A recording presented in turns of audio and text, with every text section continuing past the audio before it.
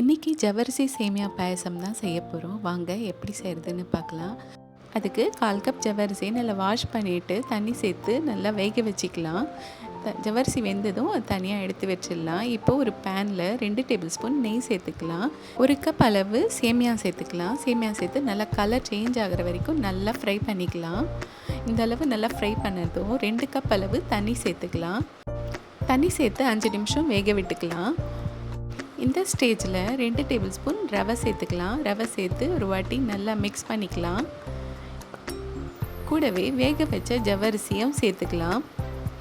ஜவ்வரிசி சேர்த்து ஒரு 5 நிமிஷம் நல்லா வேக வச்சுக்கலாம். இப்போது காய்ச்சி ஆற வச்ச பால் சேர்த்துக்கலாம். தண்ணி சேர்க்காத திக்கான பாலாக சேர்த்துக்கலாம். சேர்த்துட்டு நல்லா 5 நிமிஷம் கொதிக்க விடலாம். எல்லாம் வெந்து வந்ததுக்கப்புறம் சர்க்கரை சேர்த்துக்கலாம். தேவையான அளவு சர்க்கரை சேர்த்து நல்லா மிக்ஸ் பண்ணி விட்டுக்கலாம். இப்போது 1/2 டீஸ்பூன் அளவு ஏலக்காய் தூள் சேர்த்துக்கலாம்.